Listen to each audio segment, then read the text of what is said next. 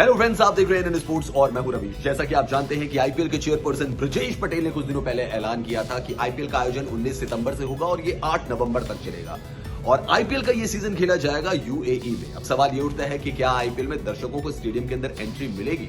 इसके बारे में बीसीसीआई क्या सोच रही है, इसके बारे में यूएई का जो प्रशासन है वो क्या सोच रहा है, तो इसके बारे में हम आपको डिटेल से बताते हैं।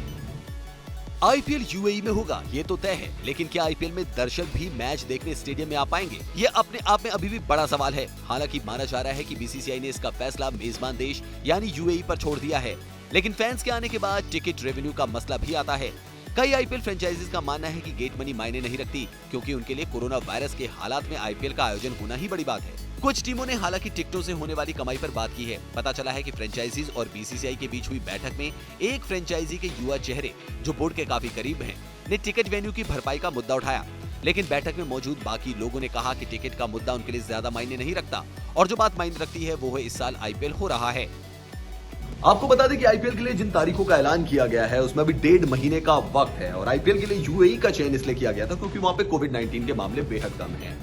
ऐसे में उम्मीद यही की जा सकती है कि 1.5 महीने बाद हालात में और सुधार होगा और मामले जो यूएई में हैं वो और कम हो जाएंगे। इस बारे में बीसीसीआई के एक अधिकारी ने कहा कि इस समय विचार एक साथ मिलकर ये सुनिश्चित करना है कि आईपीएल का आयोजन सफलतापूर्वक हो सके, क्योंकि इस समय पूरा विश्व महामारी से जूझ रहा है।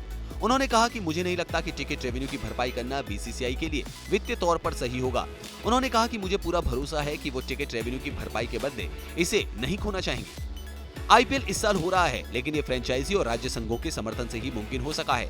एक फ्रेंचाइजी के अधिकारी ने इस बात को दोहराया कि आईपीएल का सफल आयोजन जरूरी है, क्योंकि इसमें कई घरेलू क्रिकेटर्स का भविष्य दांव पर लगा हुआ है। उन्होंने कहा कि बीसीसीआई ने 13वें सीजन रद्द न हो इसके लिए जो प्रयास किए हैं, हम उसे देखकर काफी खुश हैं। हम सिर्फ शुक्रगुजार नहीं हैं, बल्कि उनके साथ मिलकर काम करना चाहते हैं। आप इस बात को नहीं भूल सकते कि आईपीएल के आयोजन का श्रेय फ्रेंचाइजीज को जाएगा, लेकिन कई घरेलू क्रिकेटर इसका हिस्सा होंगे। वो लोग पूरे साल इसका इंतजार करते हैं। क्रिकेट और वित्तीय मदद यहाँ साथ साथ चलती है।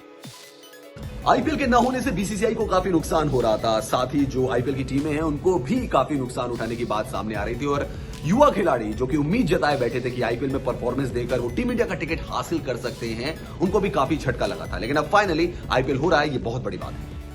एक अधिकारी का कहना है कि सिर्फ यही नहीं, आईपीएल से जो पैसा आता है वो बीसीसीआई घरेलू क्रिकेट के विकास में लगाती है और ये सुनिश्चित करती है कि जो लोग आईपीएल नहीं खेल रहे हैं उनकी जरूरतें पूरी हो सकें।